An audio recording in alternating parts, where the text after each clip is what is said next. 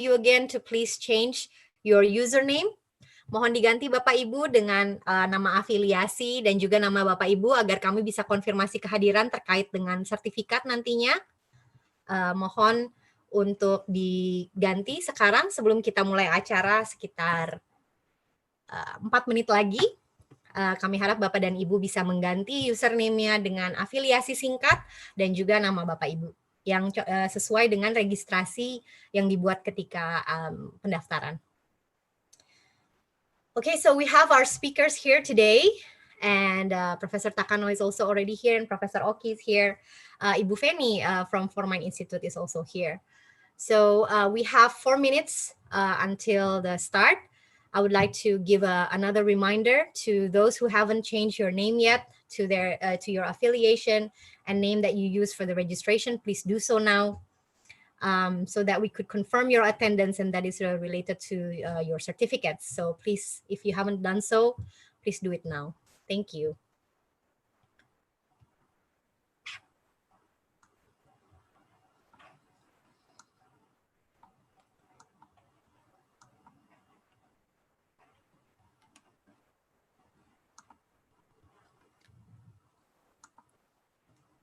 Halo, selamat datang Bu Retno. Halo. Nice to meet you also.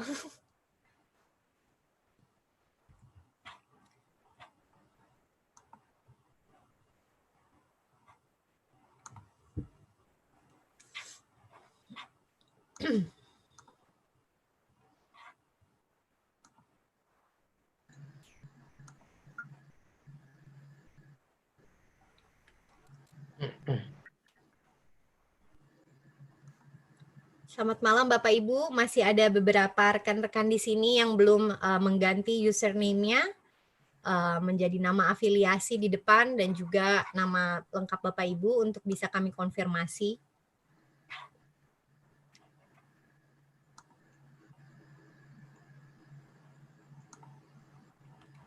Mungkin afiliasinya bisa disingkat agar nama Bapak Ibu juga terbaca.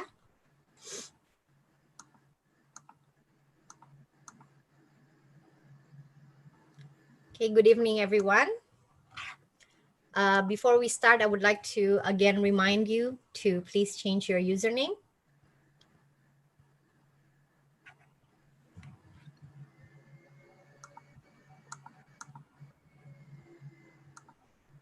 Okay, I'm gonna change mine too.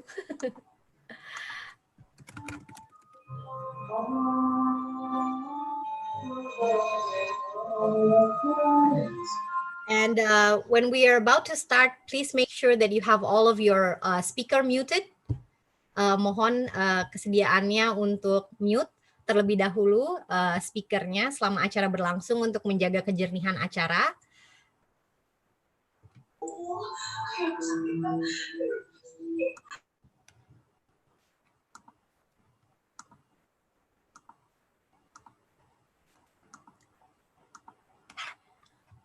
Oke, sebentar lagi kita akan mulai, mungkin bisa mulai dibacakan aturannya nanti mungkin bisa kita tunjukkan.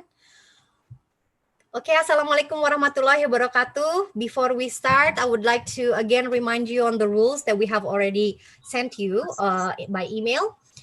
First of all, I would like to ask all participants to mute, and you will be muted by the host to ensure the audibility of the speakers.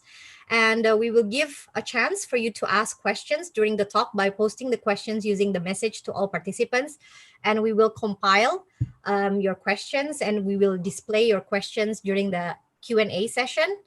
Or you can use the raise hand feature during the session. So maybe Takano Sensei will not be able to see your what you write, but the admin will compile all of the questions. So Takano Sensei, please don't worry about the incoming chat. So we will compile it and then select the questions that is most relevant and display it after the question and answer. So I guess we have already reached the time. So we have just 47 participants joining, but I'm sure that probably people are finishing their dinner and sort. So probably more people will be joining in the coming next couple of minutes. but we would like to start on time. So I would like to greet everyone. Welcome. Welcome to our honorable speaker, Professor Eriko Takano, and honorable speaker, Prof. Oki Karnarajasa, and also Ibu Dr. Feni Dwifani from ForMIND Institute. I would like to remind you again on the rundown of today's event. We will have 10 minutes opening remarks and a presentation by Professor Oki Karnarajasa, the Director of Research and Community Service from the Ministry of Research and Technology and National of Research and Innovation Agency, Indonesian government. And we will have the lecture from Takano Sensei. Professor Eriko Takano will deliver the talk on the grants and women in science based on her own experience. And we would like to have this session this time to be very interactive, and Takano Sensei will be open to discuss with you and receive questions later on in the Q&A session, maybe about 30 minutes before we're going to have proceeded to closing. And I would like to, please, next. Now I would like to say welcome again and thank you to Professor Oki Karnarajasa for again attending our series from the World Class Scientist series. This is our third series after the first delivered by Professor Takeharu Nagai from Osaka University. The second was delivered by Julian Griffin from Cambridge. And today we also have a speaker from Manchester, University of Manchester.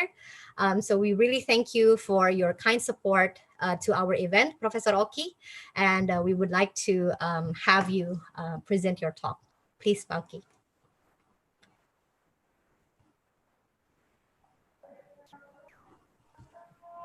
Okay, thank you so much, Dr. Sastia, for the opportunity. First of all, I would like to thanks to ForTi and Indonesian Young Scientist Forum in this opportunity to share an opening remarks to commemorate the talk by world-class scientist, Professor Eriko Takano of Manchester University. So please allow me to talk on securing research grants, a challenge on sustainable research innovation.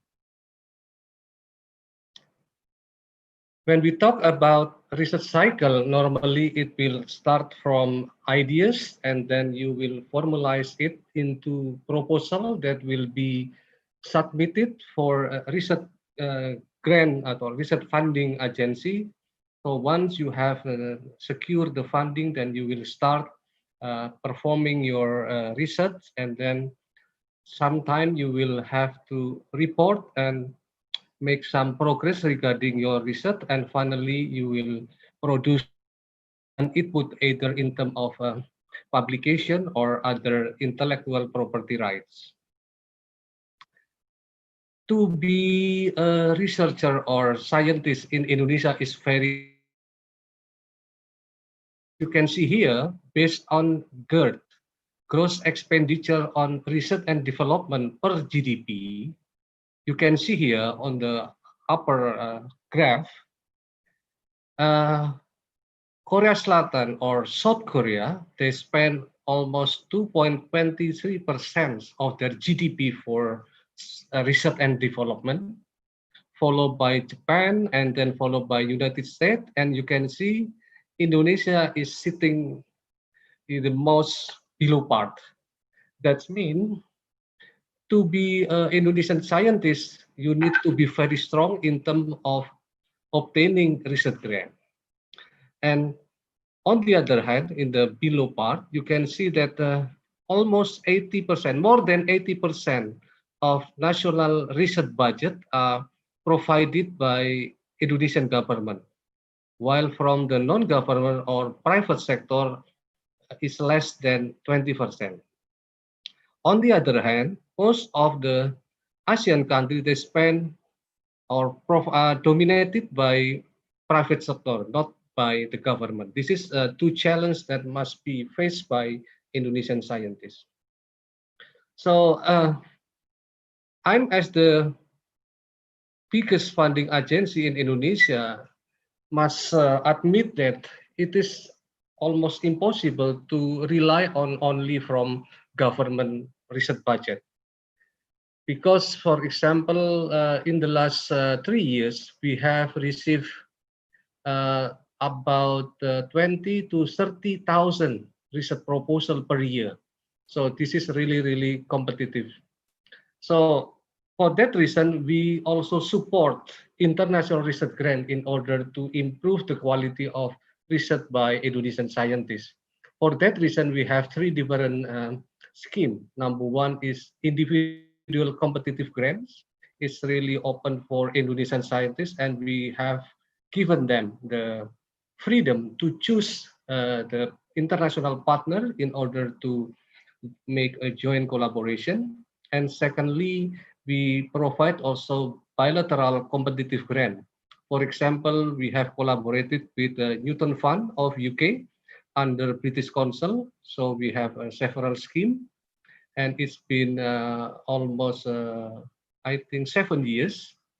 And last but not least, we also provide funding for multilateral competitive grant. In this regard, we have two different multilateral. Number one is Southeast Asia EU funding scheme, and secondly is E-Asia funding scheme. When we are talking about the possible funding sources for international collaboration outside of the ministry, actually we have three different channels. Number one, as managed by my directorate for research and community empowerment, we manage the education sector research budget, which is about 30% of the total national education sector budget. And secondly, we have Indonesian Endowment Fund Education, or LPDP. They have RISPO international collaboration. And the next one is the incoming new scheme will be under Indonesian Endowment Fund Research. This is a new structure that this will be open to everybody, both university and non-universities. And also we are trying to provide more super tech deduction for the private sectors in order to contribute more for funding the research in Indonesia.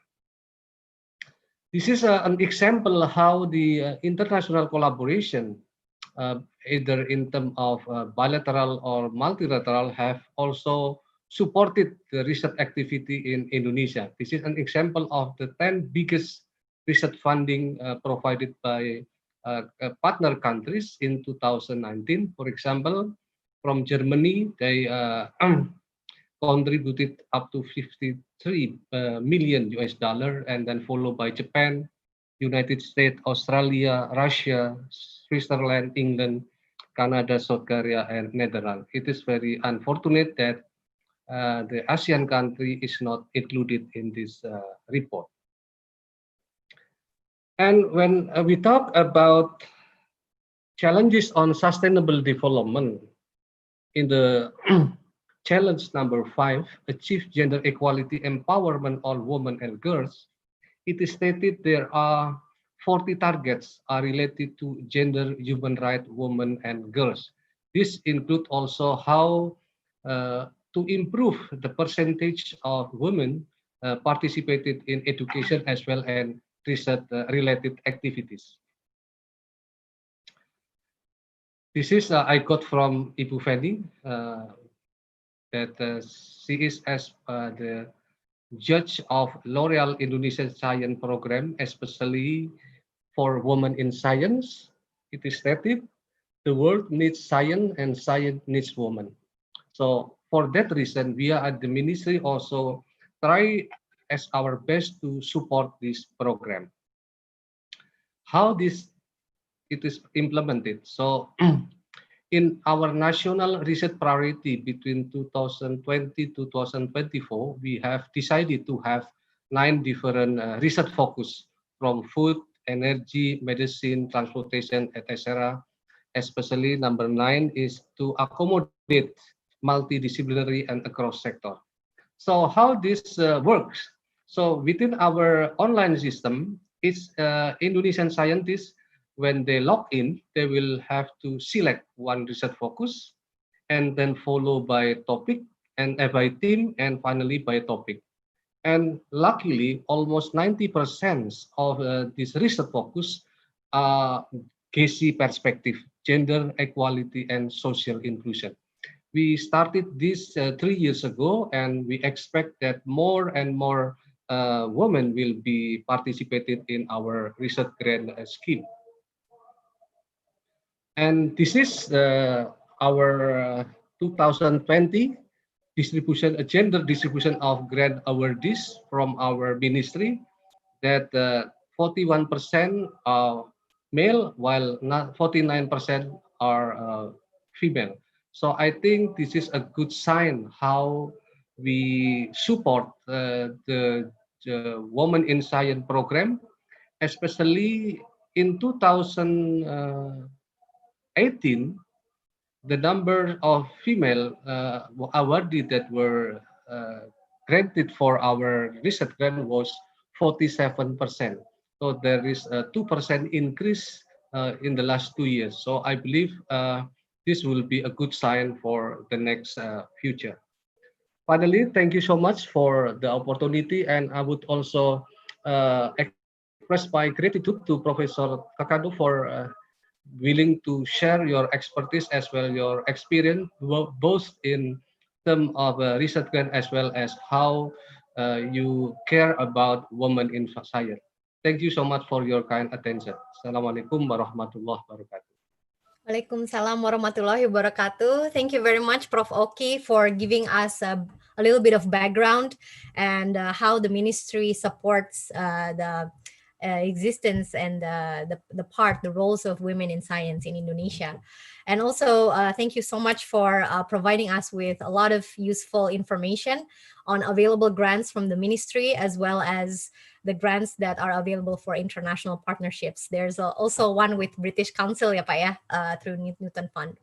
Okay, so before we move on to the main session of Professor Takano, I would like to invite everyone to please turn on their video, and so we will have a photo session for this talk. So for those who haven't put on their video, I would like to ask you to please let's do it together. And okay, perfect. And lots of women here, very beautiful. And thank you so much also for the males in the audience. Yeah, we really appreciate you also joining. Okay, so I would like to take a picture in the count of 3. Marvin, are you ready? Marvin, all set? Yeah, sure. Okay. Okay, so I would like to. I will take a picture, Gus Asti. I'm the camera girl. Dari Jepang sama orang Jepang. Okay. 1, 2, 3. Ini pasti di Osaka dia. Orang Jepang. Moderatornya nggak orang Indonesia. Pembicaranya dari Jepang. Okay, one more time. 1, 2, 3. Okay. Thank you very much. All done, Marvin? Yes. Okay, thank you. Perfect. Okay, so I would like to warmly welcome our main speaker for today, Professor Eriko Takano, who's also my biggest mentor and collaborator for research. We're very honored to have you here. It's not very often that we have a world-class scientist, researcher like yourself, presenting to the audience, especially for Indonesian researchers. So we really thank you for being here today, despite your very busy time. So Professor Takano actually is also my close collaborator, and we work together to get grants. We have been awarded the Japan UK Partnership Award as well. And my first funding that was funded by the Japanese government under the JSPS was also under the research collaboration with Professor Takano, and she gave a lot of helpful comments and input for me to improve my grant proposal. So I really thank you. It was my first funded grant from the Japanese government, so it's one to remember. And so I think she will explain about her experience, both as a wonderful established scientist in her field, but also she's a director of the center. So she also have a management role to manage the SynBiochem, which is a research center for synthetic biology in the University of Manchester. So managing her research group and managing the center, and also she has a family and daughters, and manage all of the roles together. I think it's very challenging, but she managed to do it so well. So I'm very excited to hear her talk and share her experience. Okay, so this is a little bit of a brief introduction of Professor Takano. You could see that she's a world-class scientist, and I would like to ask Takano-sensei to please start your talk. Thank you very much. Okay, thank you. Thank you very much, Sastia. I will share my slide now. Hopefully everything works. And so first of all, thank you very much for Sastia and the organizers for letting me have a chance to speak with you today. So I've got my background here. Of course, I'm not in the Institute at the moment. The UK is under quite a big lockdown. We are gradually going back into the lab, but this is what our building looks like in the inside. But actually, I am at home. So first of all, I'd like to talk to you a little bit about what we're doing in Manchester and what's going on in the center in my group, and then share a little bit of some ideas about women in science, juggling your roles, and perhaps we can have a good discussion at the end. If you have any questions, please do ask them at the end in the Q&A session. So I'm a professor of synthetic biology, and people say, what is synthetic biology? Because synthetic biology has a lot of different definitions. And my take on this is that it's to engineer new life forms with unrestrained versatility. And what that means is that your imagination is the limit. And by using this approach, we can actually get into industrial biotechnology 2.0. So how did we get there? Well, first of all, as you all know, DNA synthesis or sequencing costs have really gone down compared to when the Human Genome Project started. We're really way down here. So there's a lot of sequencing going on, which means we can read a lot of the DNA.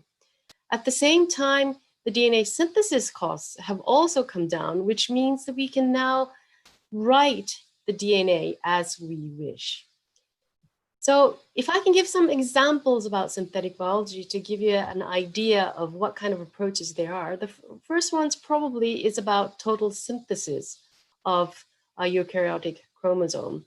So this was in 2017, and you can see here in this graph, most of the chromosomes from yeast has been totally chemically synthesized. There's still a few to go, but they're doing this at the moment. Another way, or another example, sorry about that, another example of synthetic biology approaches, using approaches is the IGEM competition. So IGEM, for those of you who've never heard of it, it's the International Genetically Engineered Machine Competition. It's taken part by undergraduate students from all over the world. And there's about 300 international teams at the moment competing, and they usually go to Boston in the US around end of October time. And you can see some of the projects that they do, and they're using microbes and standard parts to produce microbes, engineer microbes that they want to use. For example, these are projects from the Manchester team.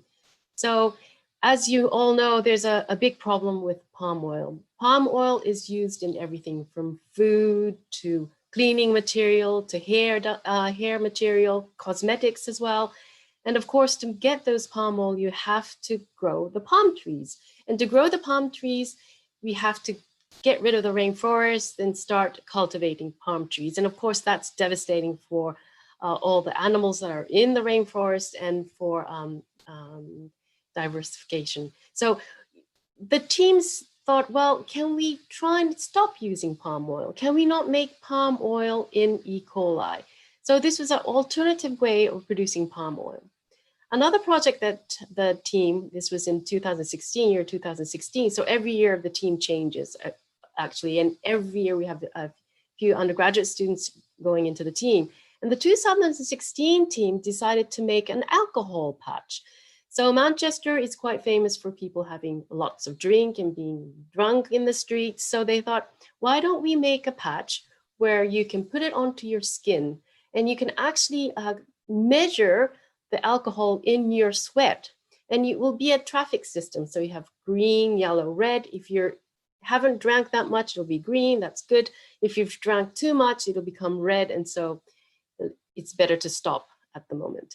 So these kind of projects, as you can see, is very, very nice and a really good example of how you can use synthetic biology approaches to make or engineer microbes so that we can make the world a better place.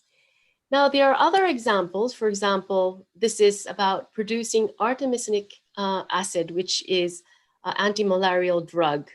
So normally, artemisinic artemisinin is made by the plant sweet wormwood. And the problem with this is that it's seasonal. So sometimes if the weather's not good, then you don't get much. And if the weather's cold, you don't get much either. And of course, malaria is very much a disease in the developing world, and we want the produce to be very cheap. So what Jay Kiesling's group did was to use Saccharomyces cerevisiae to produce artemisinin. And for this, he used enzymes that are in yeast, but also enzymes that are from plants, and to make this precursor of artemisinin, which is the artemisinic acid, and with a few semi-synthesis steps, we're able to make artemisinin. This is actually commercially produced now by a company called Amyris, which Jay Kiesling started off, and also together with Sanofi. Another product that's using synthetic biology approaches is producing vanillin. So vanilla, which is in our hair products, again, in candles, in ice cream, they're all coming, only that real pure natural extracts are only 1% of this. And most of the things are chemically synthesized from lignin or coal tar, so almost 99% of it. Of course, if it's a pure natural compound, it's much better. So Evolva and IF, these are two companies, decided to make vanillin, which is the main component of vanilla, in Saccharomyces. And again, this has been produced and is on the market since 2015. So how do we use this synthetic biology approach? Well, we have a concept of using the design, build, test, and learn cycle. So how is this different from molecular biology, the normal molecular biology? Well, it's not that different. However, there is some big differences. And one of the biggest differences is that we use multidisciplinary approaches. So let's say if you're a student or a postdoc, you have an enzyme that you want to build, you want to clone something, you go into the lab and you use maybe 1, maybe 10 enzymes for maybe 3 years to clone and to figure out what they're doing. We don't want to do that. We want to do it in much larger scale and much higher throughput.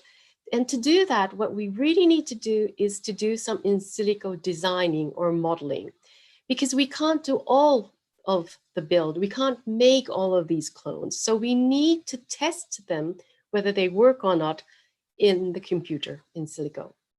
So once we have these computational approaches where we can actually design and in silico model what will happen, then we can take the best designs and actually build them, and then to test them, to analyze their enzyme activity and whatsoever, and then see what works and what doesn't work. And so then we can learn from all these different components so that we can actually start designing, modeling them again. So we use this design, build, test, learn cycle many times to be able to make better yields of compounds or even new compounds. And I'll give you an example in a moment. So as Sastia said, that we have a synthetic biology research center for fine and specialty chemicals in Manchester. So here you can see, this is where Manchester is. This is England, so it's right in the middle of England. And it's one of the 6 research centers that's been funded by the government. And you can see here the inside of MIB from looking from a different direction from where I'm standing now. And this is, it's located in the Manchester Institute of Biotechnology, which is the part of the university. So we have 3 directors, Nigel, Nick, and myself. And we were able to make this center because we had lots of PIs, lots of people who had different backgrounds. So here we have people who are good in computational design, in silico work, some other PIs who are doing lots of enzymology, building pathways, other PIs who are very good at analytics, whether it's small molecules or proteins. And we also have people who are very good in large-scale data management as well. And I'll just move this a bit. And also we have social science and business school colleagues together in the research center so that we can actually look at responsible research and innovation, looking at the ethics of all these projects. So what the funding was able to get us was this high state-of-art, high throughput analytical systems. And of course, we have some automations, robotics that we were able to gain. But more importantly was that we were able to have lots of people working for the center. So we have a director of operations. We also have someone who's really only solely looking outside to have collaborations with industry. And we have these kind of senior lecturer or postdoc level people with different background expertise working together in the center. So what I've been doing, well, in the center, we've been making a pipeline using the design, build, test, learn cycle. So we were busy making this pipeline. And what kind of things? So we're making, for example, softwares for each of these things, or getting DNA synthesis, using robotics to make all the pathways. And then again, using robotics to do some transformations, but then using lots of mass spec to analyze exactly what was happening. And once we have all those data, of course, we go through a statistical machine learning algorithm to make sure that we understand what we've done and to make best use of our data. And for this, I'd like to give you an example. So this pipeline application was to produce something called pinosembrin. So pinosembrin is an alkaloid, and it's usually made from plants. So what we did was, first of all, we want to find the enzymes, the enzymatic steps that we can use to produce this compound. Though it is produced in plants, we didn't want to use the natural enzymes. We wanted to find enzymes that can produce it much better because we're trying to produce this compound in E. coli.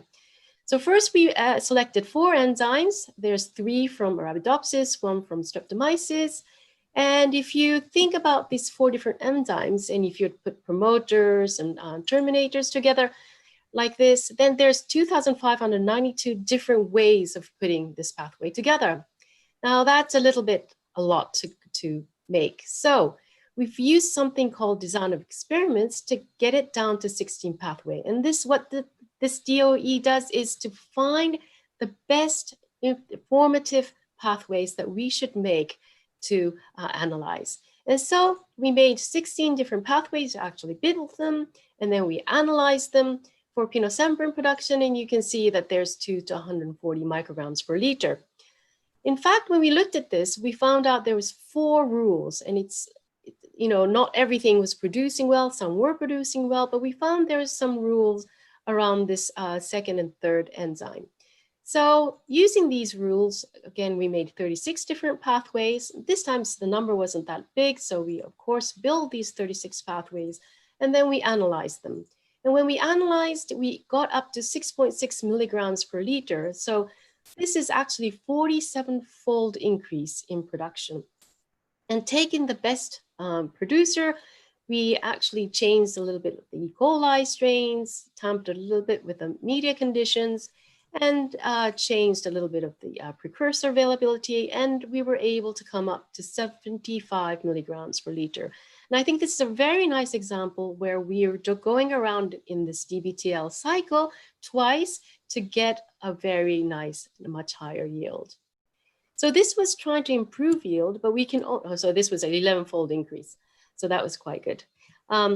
So that was improving yield, but we can also do some other things. We can also try and think about diversity, diversifying the compounds. So this was another test that we decided to do, was to try and make some material monomers. But we did this in under 3 months, starting from the design, building, analyzing, and learning. And you can see all these colored compounds here. These are all the compounds that we were able to produce. So we started off with targeting 24 compounds, but in the end, we were able to make 17 material monomers under 3 months. And really, you can see some of the yields here. Some of them are not as good as others, but they're not too bad. So if we can produce all these compounds in 3 months, that's I think, a pretty good going as well. So you can see that using synthetic biology, you can either engineer strains to produce more compounds, or you can even manipulate them so that you can make lots of different diversifying chemical structures. But how about real application, real term applications? And so I've been interested in antibiotics, producing antibiotics. And as you all know, antibiotic resistance is a very big problem. So MRSAs on the increase, and even enterococci that are resistant to vancomycin, which is the drug of last resort, has emerged and is on the increase. And it's been deduced that the death attributes by 2050 will exceed that of cancer if we don't do something about it now. So antibiotics are produced by bacterial species called Actinomycetes. They are soil-dwelling bacteria, and you can see this is a scanning EM picture of how Streptomyces spores are coming out from the soil. And if you grow them on a plate, this is what they look like. These blobs are the antibiotics that's actually being produced. And if you cut this in half, you can see here's the agar, top is this spores, and in the middle here is some red pigments, which are also antibiotics, which are staying inside the cell. And you can see there's lots of different diverse structures. Some can be simple, some can be very complex. And I just put this up on just to remind myself that in 2015, William Campbell, Satoshi Omura, both of them were involved in discovering ivermectin and were given the Nobel Prize. And Yu too was given the Nobel Prize for refinding artemisinic development. So most of the antibiotics are produced by these actinomycetes, and they're commercially sold. And the first antibiotic that we discovered was penicillin, as you all know. And in the 60s, there were a really big boom of novel antibiotics that were discovered. But ever since then, there's been a decline of antibiotic discovery, while, as you can see, the resistance is going up. So we really have a big problem here. If we don't find more novel antibiotics or natural products, we cannot fight against this resistant strains. So now, why are there these decrease? Well, some say that it's because the pharmaceutical industry doesn't really want to work with antibiotics anymore, because you give them for 2 weeks and you're cured. If you compare it to anti-cancer agents or even anti-diabetes medicine, you take it for a very long time. But the development costs are all the same for any drug. So it doesn't make it get much profit. So some say, okay, maybe this is the case. Some say, well, there is no more new antibiotics to be found out there in nature. But we know that's not the case, because when we look at the genome sequences of microbes, these are all different microbes, we can find that there's a lot of secondary metabolites or antibiotic biosynthesis gene clusters just looking at the genome sequence. So here, if you look at this green part here, you can see this is the number of these potential biosynthetic gene clusters.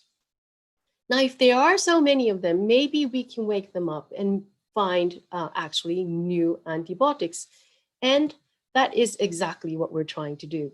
So in my group, also using the expertise, the platforms in the Synthetic Biology Research Center, but I'm also developing tools for producing these 5 especially chemicals to discover and to design in the design, build, test, and learn cycles. So I'll give you a little bit of flavor what kind of things we do. For example, in the design area, we're developing softwares where we can identify secondary metabolites or the antibiotic biosynthesis gene clusters. We also try and combine the data, for example, in this case, the peptide data with a genome sequence to find out exactly where these pathways are. We also do some in silico modeling from genome sequences and then put together transcriptome and metabolome data to try and understand which flux are rate limiting, which are important, and so that we can actually try and minimize the metabolic pathways. We are also building some parts. For example, we're trying to build some antibiotics. Whoops, we're going a bit too far. So in this case, this is the type 2 polyketides. So type 2 polyketides are very well found. Here's some structure of them. They're mainly, again, produced by Actinomycetes. But we thought if we want to use the platform that we have now in the center, we want to express it in E. coli. But in fact, it's been very difficult to do so. And up until now, not very many people have been able to do this. And so we actually found out the reason why the hard way.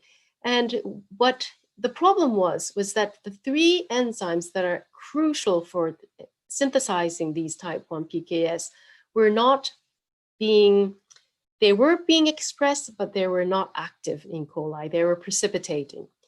So we tried to see if we can find some homologs of these 3 enzymes that are close from strains that are closer to E. coli. And we indeed found them. We found them from Photorhabdis. And when we overexpress these proteins, they are soluble. So now we can try and see if these can be produced. So we took the 3 enzymes, the minimal PKS, the ones that are essential for producing this type 2 PKS, and then combined it with these blue enzymes. So taking this and taking this. And now we were able to produce this allosaponarin 2, which was not being produced in coli before. We do want to stop there. We wanted to add some more enzymes. So we put an O-methyltransferase from Medicago, and then we were able to modify the allosaponarin 2 to make this compound. If we add a halogenase from a fungi, filamentous fungi, then we were able to produce this compound. So both of these compounds are new to nature. There is nothing that exists before. And of course, we did all this manually. We haven't used the pipeline yet. We haven't used the robotics, but I think this gives us a really nice proof of principles showing how we can get into the robotics to make even more new compounds to combat antimicrobial resistance. Another thing that we're doing also is looking at the test cycle, and this is a collaboration, this is a collaboration with the Osaka group, and Sastia is involved in this as well. So what we're doing is looking at metabolites that are being produced and comparing them when they're producing more antibiotics or less antibiotics, so that we can understand what kind of pathways should we be able to change to get even more antibiotic production. Another thing that we're doing is having a collaboration within the EU. So I am organizing and a coordinator for this Top CAPI project, which is the thoroughly optimized production chassis for advanced pharmaceutical ingredients. And we have 8 different partners from 4 different countries. So in the UK, so there's us in Manchester, and we're also working with the University of York. From Spain, we have the Biotech and Medina, both are institutions, not universities, but they have expertise in Biotech in transcriptome analysis, and Medina for metabolomics, analysis of small molecules. And we also have collaborations with 2 partners in Slovenia, one from a university in Ljubljana, and the other a small company, SMEs, called ACES. They are producing antimicrobials. We have 2 partners also from Italy. Again, both of them are small and medium enterprises, companies, one working in antibiotic production and another working on synthetic biology approaches, giving expertise. So how are we working together? Well, each of these teams have expertise in different things. And our goal is to actually produce more compounds from the two companies, which are AWARDEES and Nikon's, what they're interested in. So AWARDEES is interested in tetracycline derivatives. Nikon's is interested in lipopeptide, which is good against for your skin. Now, how do we do this? Well, we're using systems biology and synthetic biology approaches and actually trying to turn the cycle. So actually, we're not starting from the design bit, but we're actually starting from the test because we have strains. Our partners have, all the industry has these strains. So we start off with analyzing all the different strains they have, do some transcriptome, metabolome, and also genome sequence to try and understand what kind of strains they have and how they're being produced. Once we have this data, we go into the design phase where we analyze the data, use genomics metabolic models, use transcriptome and metabolomics data, and trying to figure out which pathways we should actually engineer, change, modify, so that we can produce more of the compounds, the two compounds that I mentioned. And then we go through another cycle again. And then in the end, we hope to have a strain from Streptomyces. In this case, it's Streptomyces, not E. coli, a producer strain, which is producing a lot more of these two compounds. So we're combining systems biology and synthetic biology to make a better production host for these antibiotics. So I hope I've been able to show you a little bit, a flavor of what kind of tools we're developing for the discovery and design of fine specialty chemicals, including antibiotics, and using this design, build, test, and learn cycle. And I thought I could also share with you a little bit of my journey, as this is supposed to be Women in Science. And also I wanted to kind of talk a little bit about juggling all your different roles as a woman in science. So I started off in Tokyo, here in Japan. In Tokyo, I was a student in the University of Kitasato, and then went on to work in Meiji Seika, which is a confectionery company, but it actually has some pharmaceuticals. It sells pharmaceuticals. So I was working in R&D as a research assistant for a while, but then I decided I wanted to do keep on working on Streptomyces because this company decided not to work on Streptomyces R&D anymore. So I first went to Norwich, which is at the John Innes Center, as a research assistant. So I was working for a year. And because I didn't want to go back home and I wanted to get a PhD, I decided to stay on to do a PhD. And then I stayed even further to do a postdoc there. After the John Innes in Norwich, I was able to find an assistant professorship at the University of Tübingen here in Germany. And after 3 years there, I moved to Groningen here to become an associate professor. And after that, I've moved to Manchester, back to England again, as a professor of synthetic biology. And I've been able to direct the Synthetic Biology Research Center, but I'm also a deputy head of the Department of Chemistry at the moment. So if you think of all these different roles, all these roles are roles from the university or the institution, but of course, on top of that, there's other roles as well, as caretakers, as mothers, as being a daughter for my mother, or being a wife. And then if you even think further, of course, there's even more things that we need to do as a researcher in science. And this is not just women, by the way, this is for everyone, but being a lecturer, you have to manage, you have to write grants, you have to communicate like I'm doing now in presentations, but also very important, we should mentor people. And then of course we have to talk with industry. So we're almost like a business person as well. And also we have to write grants. So how do we juggle all these things at once? And I just thought about it a bit. And this is what I've come up with the many years that I've been working. And I think one of the most important things is really to be organized. And it's difficult to be organized sometimes. And for me to be organized, I always make a priority list. however small or large, just make a list of things I need to do. I usually have a daily list of things to do, even if it's small. As soon as you've been able to do them, you tick them off and you feel that, okay, I'm getting somewhere because you've got all these ticks in your diary. So make a priority list and be a selective perfectionist. You can't be perfect in everything. A lot of people say this. For example, I used to do a lot of ironing when I was a teenager, wanted to have my clothes nice. But after starting work, I don't think I've picked up an iron that often at all, even for my husband. So we just get clothes where I don't have to iron that often. So don't think that you have to do everything. Just select what you have to be perfect at. For example, from my point of view, I would have to be perfect in the lab, perfect in making figures. That would be the place where I would put a lot of my effort. Also ask for help, because as I say, you can't do everything by yourself. And I was a single mom with 2 children for a while. And at that point, I almost never went to meetings because I couldn't find anyone who could look after my kids because I was away from my family.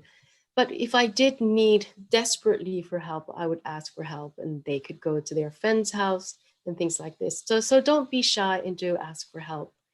And another thing people talk about a lot is about a work and life balance, but you should find your own suitable work and life balance. And you shouldn't do what somebody else tells you to do. You have to do some trial and error and try and find them. So, and be happy with what you choose. And I think that's also quite important thing. You know, you've committed yourself in a career. Let's see how far you can go, but be happy with it. You're not going to get everything perfect, but some things are going to be good. So that would be great. And you should be happy with that. Grant writing, I would like to say a little bit more about grant writing, because I think this is also something that a lot of people suffer also in the UK. I'm really happy to see that the Indonesian government is being quite good in having a 50-50 balance in grant funding for males and females. And I don't think this is the case here in the UK, though I don't have the numbers, so don't quote me on that. But what I've heard from the UKRI government funding agencies, I don't think it's 50-50.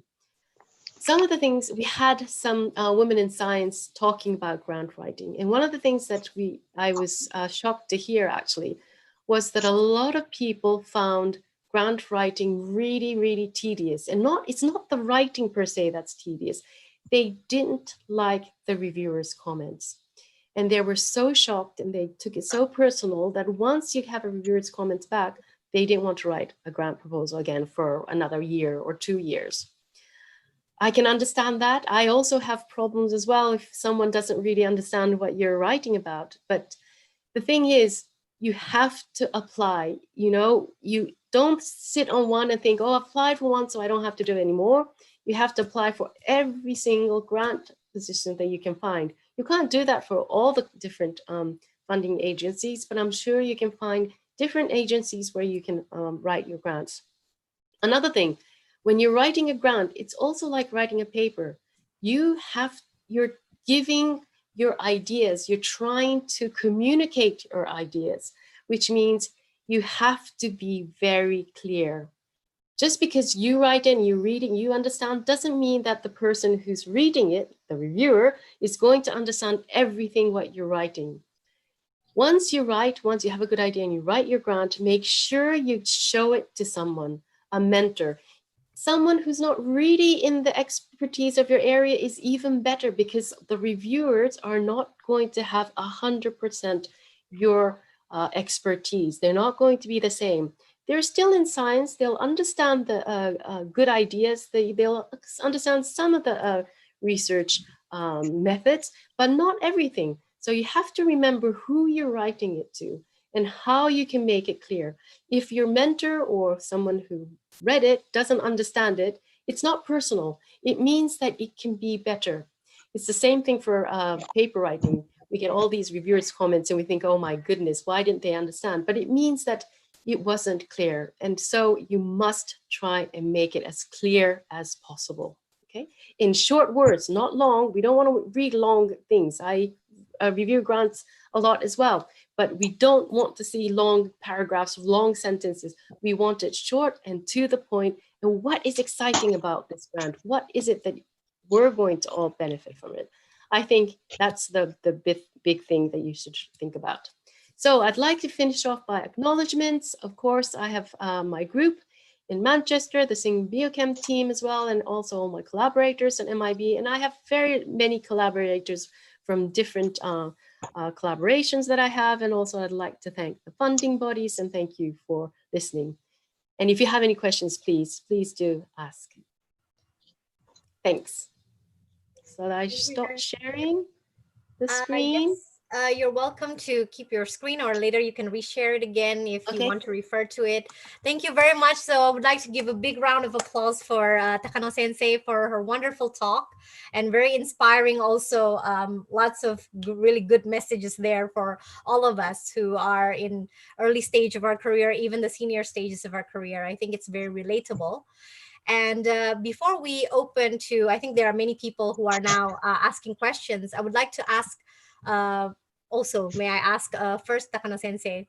So you show us a very impressive research on many different aspects, and you also show us in the slides that many of your research are funded and they are of different projects and different funding agency. And you mentioned that we should not just write one grant, but also find many potential grants available. So how do you find the inspiration to write these grants? Okay. What is your tip? It just comes for, I guess it's curiosity. You know, if you're curious about something, how does this work? What would happen with this? Always asking questions. And that's the question is the beginning, isn't it? Because if you ask the questions, then you think, okay, what can I do to answer these questions? And that's your grant proposal, I think. Yeah. So really like be curious and then read a lot and be updated on the current trends. Yes. And also I think we should always be active on the lookout to be informed of the available grants out there.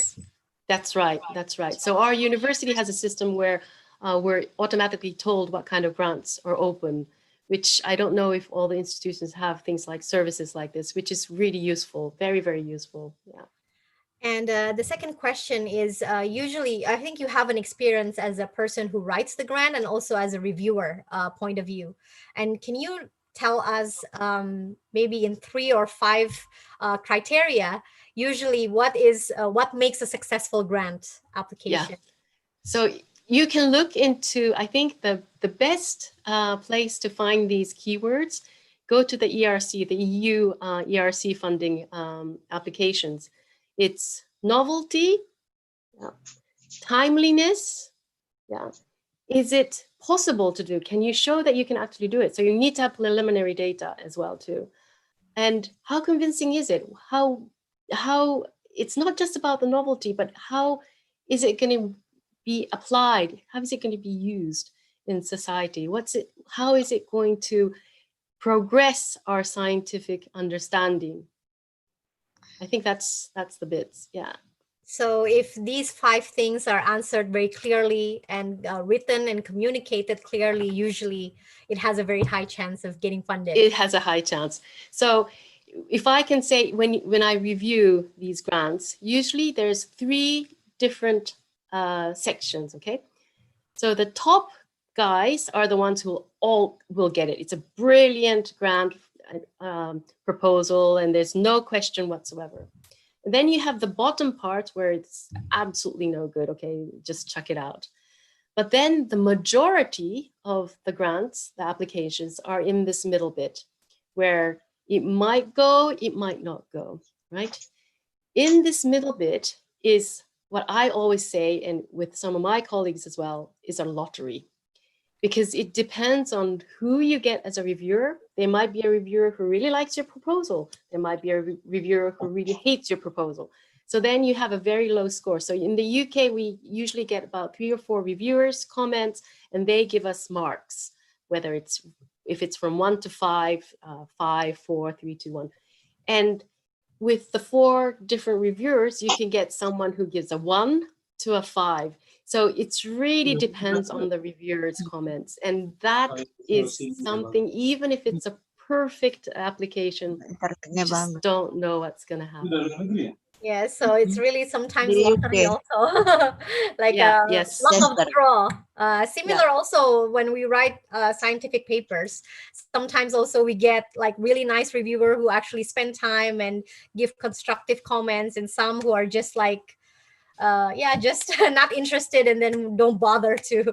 So Yeah. it's probably same thing with grant application. What do you think about the way to write? Like you mentioned also that we should not write very long sentences. And many people, especially myself in the beginning of my career, I thought that I have to be very detailed in order to communicate. But Yeah, then, yeah, no. you mentioned, I remember that that is not the case. Like the more you write and the more it's so lengthy, then the more the reviewers will think that it's quite boring, probably. Yeah. So you have to have, of course, a balance. You have to have detail, but it can't be too short. And you have to have a really nice, punchy aim sentences. Think about the reviewer. The reviewer is going to read 50, maybe 10, 50 different proposals at once because he has to give it to the funding agency. They don't want to read a long sentence. They want to know exactly what you are going to do on these 5 aspects. Is it novel? Is it great science? Are you a great scientist? I mean, all these things has to be compact, very well defined into your proposal. So you don't want a long, lengthy sentence. You want it short and to the point. Yeah, It's the same with grant, point and concise. Yeah. papers as well. Yeah, papers as well. It's the same. Okay, thank you very much. So we already have a lot of questions from the audience. So probably I'm going to read it out one by one. Okay. Okay, so the first question is from Ibu Mercy. So actually, Bu Mercy asked about her research, about your research, how to calculate. And okay, so this one is already shown. Yes, please, Marvin, you can show the slide. So it's easier for everyone. Okay, so the question about grant from UNS, Ibu Mercy, mentioned how to build a good and responsible team for creating and conducting a grant. I think that's very important also. Yes, so I guess when you mean a responsible team, I guess it's not your group, but someone outside. That's, you know, it's kind of outside your my remit in a way, because you get who you get. So I think you need to mentor people. You need to ask them to read a lot. You also need to mentor them to be able to write also as well too. But you as the PI also needs to know exactly what you want. And if you don't know what you want, they won't be able to help you either. So I put together lots of collaborative grants, huge grants where I have 8, 10 different partners, but I always need to know what I want from them. So I think that's one of the things that one should be aware of. Yeah. Okay, yeah, thank you. And I hope that answered your question, Mbak Mercy. And the second question from Prof. Oki, if you're familiar about the Athena Swan Charter Award, what is your view on that? I think it's good, and because all the institutions, all the universities are trying very, very hard to try get these awards. In Manchester, especially in our chemistry department, we also have them as well too. But it makes you think about what is it that we need to do. So I think it's a good thing to have. Not too tedious. It is tedious, but then on the other hand, I think it's good to have. Yes. Palki, perhaps you want to comment? Yeah, thank you. I think this is quite new in Indonesia, and no single research institution or university in Indonesia has submitted application for this award. So it is my dream to have a selected Indonesian institution or university in the next 2 years to be able to submit the application for Athena Swan Charter Award. I think it is good if you can briefly explain this, what is Athena Swan Charter Award for the audience or for the participant, because I believe most of them do not recognize this. Thank you. Okay, so this, I don't know if this is just the UK or if it's all international, but at least in the UK, all the universities, it's universal as well. So this award means that the institution is trying its best to have gender equality. Is that, do you think that's the right short version of an answer, Professor Oki? Yeah, I believe so. So this is an award that will recognize the university or research institution who try to create an ecosystem, conducive ecosystem that will support the woman to be more active in sciences. And I think there is several 10 principles that are listed as part of the what they call it as Athena's Charter. So yeah, it's something that need to be more socialized in Indonesia. And right. for your information, I think sometime this year I will release the rank of Indonesian university based on gender equality and social inclusion perspective. So we will start in the national level. And once it's released, then we will select several universities to be prepared for submission of the application for Athena Swan Charter Award. Thank you. I see. Yeah, good luck. Good luck. Oh yeah, perfect, Pauki. Okay, thank you so much, Pauki, for bringing this into our attention. I myself was not familiar with this. Maybe Japan needs to learn from Indonesia about this. Sorry about that. So very inspiring what the Indonesian government is aiming to do, like positive action about this. So the third question is from Sita Eka Putri from LIPI. LIPI is Indonesian Institute of Sciences. It's like RIKEN in Japan. So her question is it possible to submit the exact same proposal contents to different grants, or do you usually write each one of them from scratch? So it's not possible to say submit the same grant proposal at all. Absolutely not, especially in the UK, it's quite strict about this. Only if you're invited to resubmit, then you can change a little bit of what the reviewer comment says and then resubmit, but only when you're invited. So you usually would not submit the same exact proposal. But you don't have to write everything from scratch, because you can have some ideas that you want to do a little bit differently. You want to use different methods and things like this. So as long as they're different enough, it should be okay. And if you're, sometimes some people go for EU funding rather than UK funding, then they might have a little bit of overlap because the ideas could be very similar. But you shouldn't actually submit or copy and paste exactly the same thing, because that's also considered plagiarism as well too. Yeah. Thank you very much for your very clear questions. And in Japan, actually, we have a system to record all of the applications using a system. So it would be very easily noticed if you submit duplicate application. We have to state how much is our effort and then what are the funding that we get. So the next question is also from Mercy.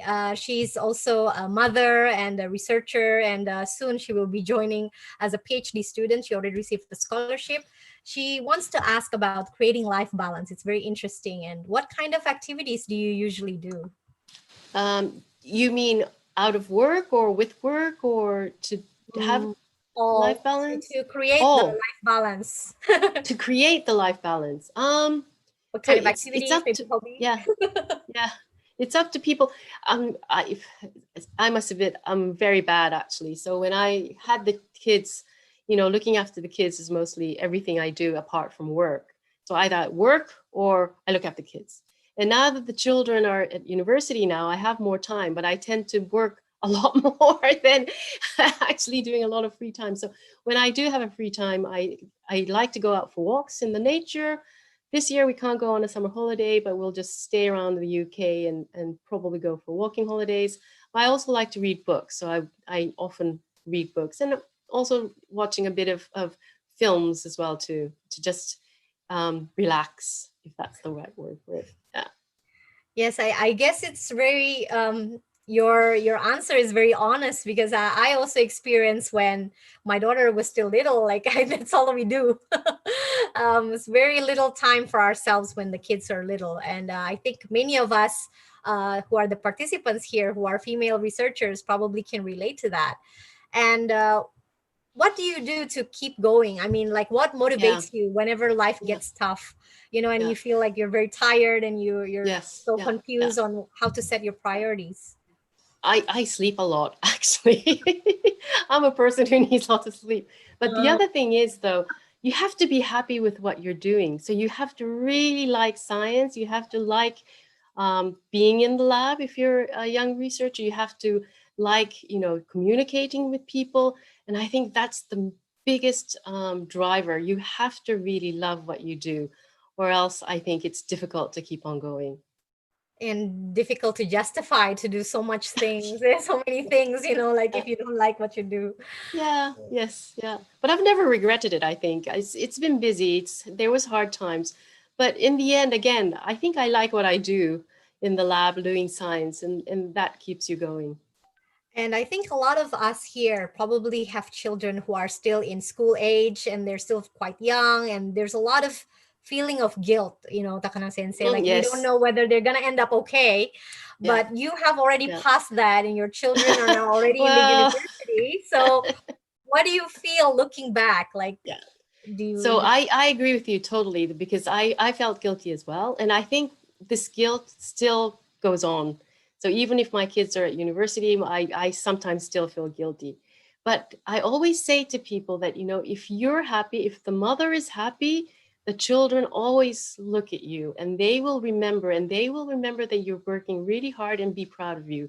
So you shouldn't feel, I know it's difficult for being female, not feeling guilty is really, really difficult, but have confidence in yourself. You like what you do, and this confidence will get to your children, and they will realize that, oh, she's really happy with what she's doing, then I'm happy.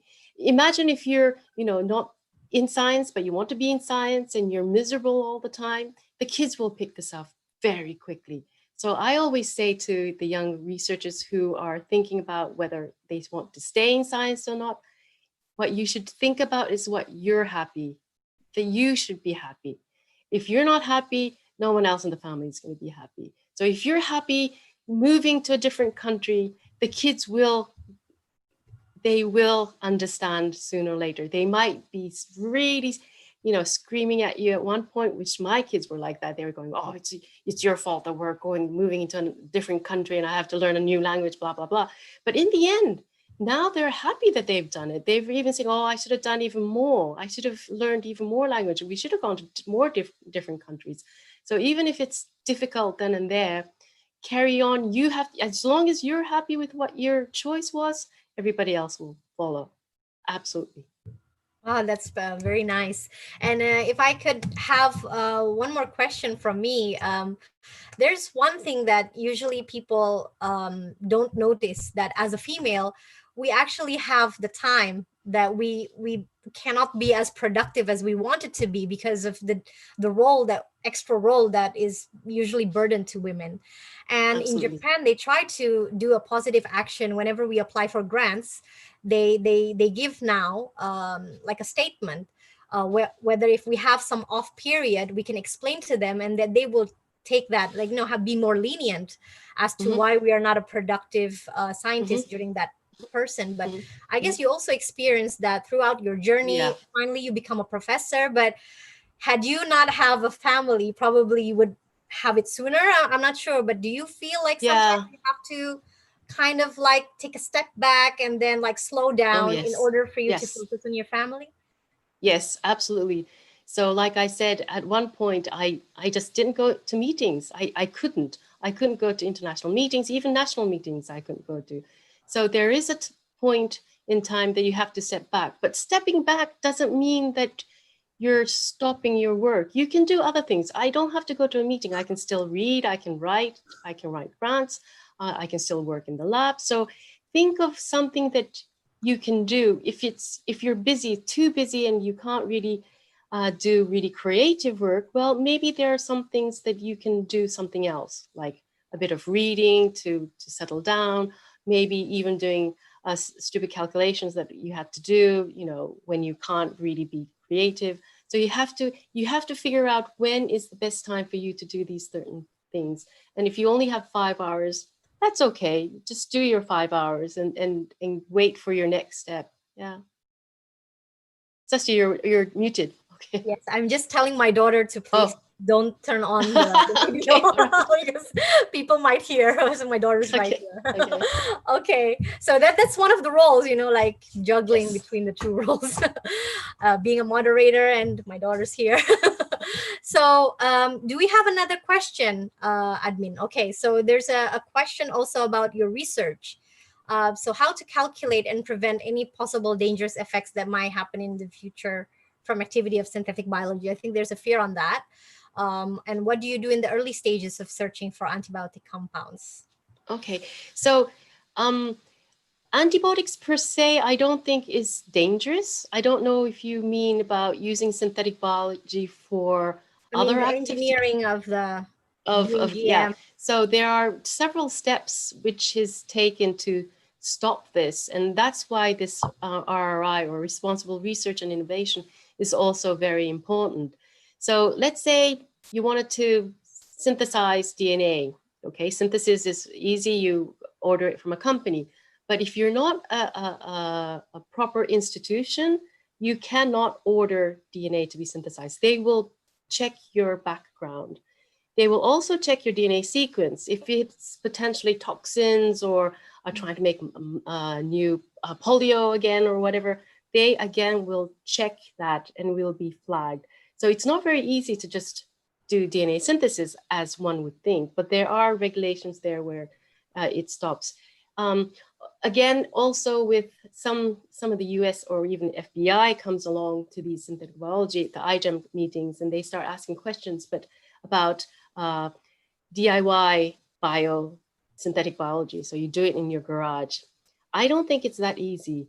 The synthetic biology that we do in our lab is very high throughput. You need robotics, you need lots of different chemicals, again, which will be back checked so that, you know, not everybody can buy these things. So I don't think that it's that easy to do something like this in your backyard.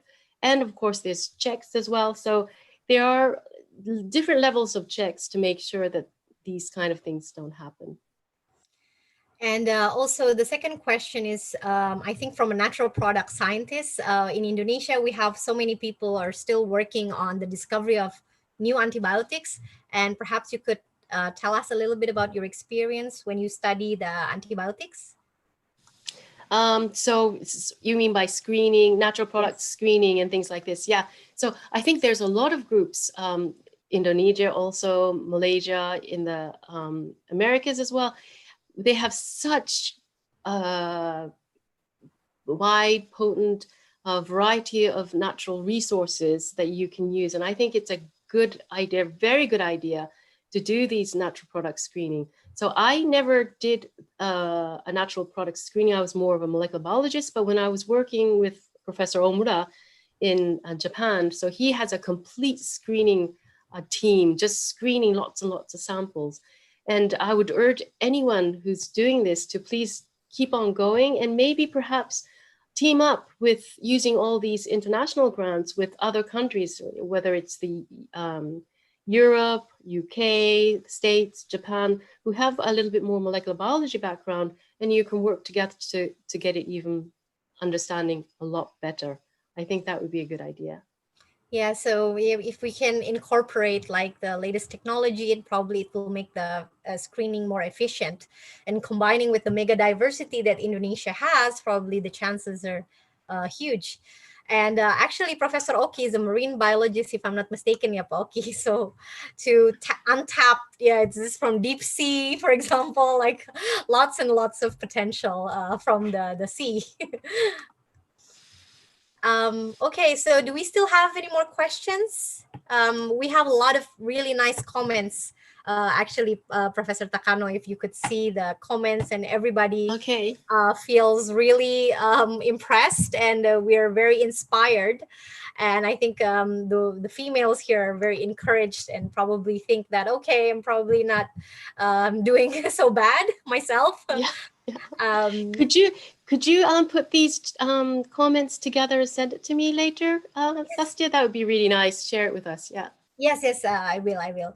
And I have one final question from Takano Sensei. If you have some messages that you would like to say to the young generations on how they could be successful and encouraged and motivated to keep on looking for grants, and for the females here to perhaps just don't stop and keep on doing Yes, what just they don't do. stop. That's the thing. Yeah.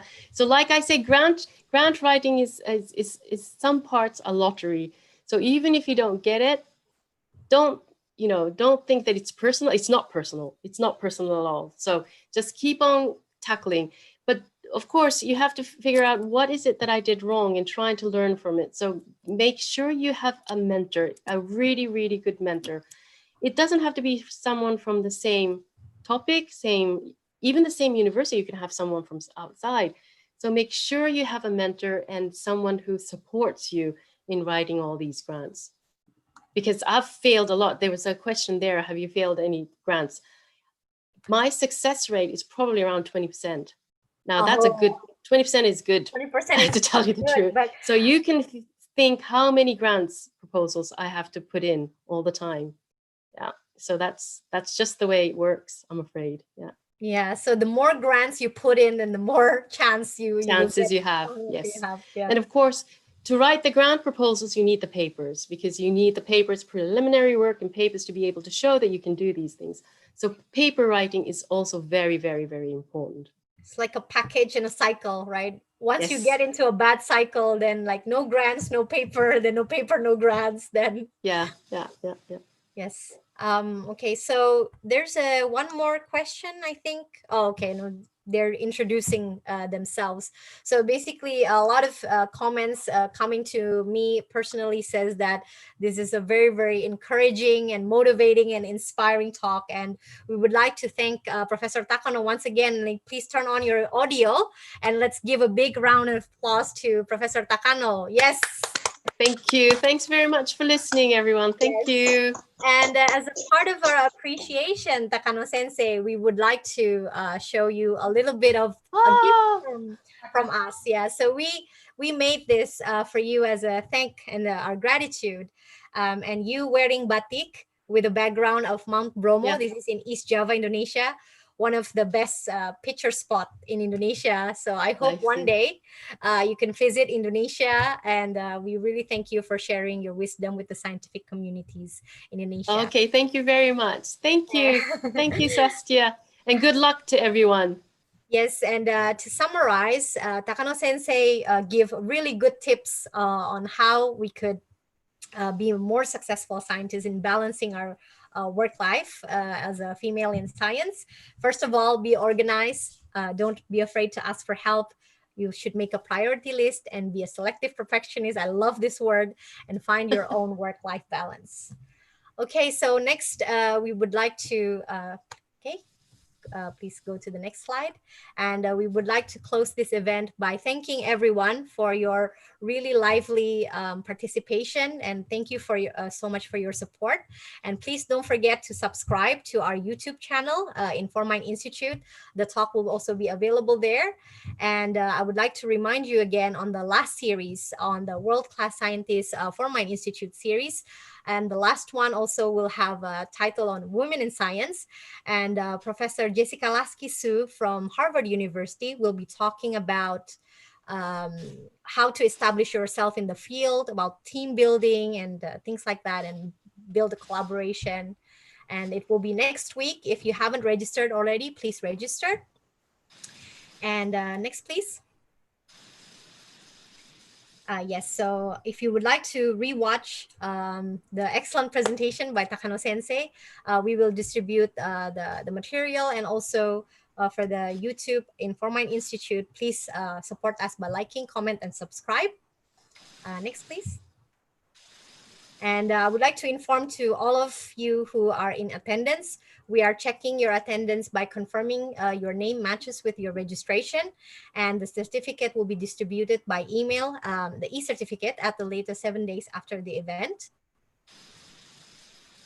And we have a very good surprise also. Right after the World Class Scientist Women Series finish, we will have a free event available for all about how to even the number, attended by Professor Bambang Brojonegoro, our Ministry for Research and Technology, and also Director General Pak Muhammad Dimyati and Professor Hera Supolo Sudoyo, one of our role models of Indonesian scientists, our senior Indonesian scientists, along with the talk show, and moderated by our very own Ibu Neni Nuraini and also Ibu Feni Dwifani. So we will also have a announcement for the essay competition that is attended by over 300 students, college students, female college students, on their ideas on how to increase the number of female scientists in Indonesia. So we hope that all of these efforts made by ForMIND Institute, supported by very kindly by the Ministry of Research and Science and Technology, will be helpful to even the number. So with that, I would like to close our talk by asking you to visit our Facebook and website, and also if you haven't done already, please follow our Instagram and contact us if you have any questions, inquiries, and ideas on potential future events organized by ForMIND Institute. That is all. I would like to close this by saying wabillahi taufiq wal hidayah. Wassalamualaikum warahmatullahi wabarakatuh. Waalaikumsalam warahmatullahi wabarakatuh. Bye. Thank you. Everyone, terima kasih banyak Prof. Oki. Thank you Prof. Oki. Thank you Prof. Eriko. Terima kasih. Terima kasih Dr. Terima Sastia. kasih. Dr. Sastia. Thank you, Prof. Eriko. Thank you so Thank you so much. Thank you so much.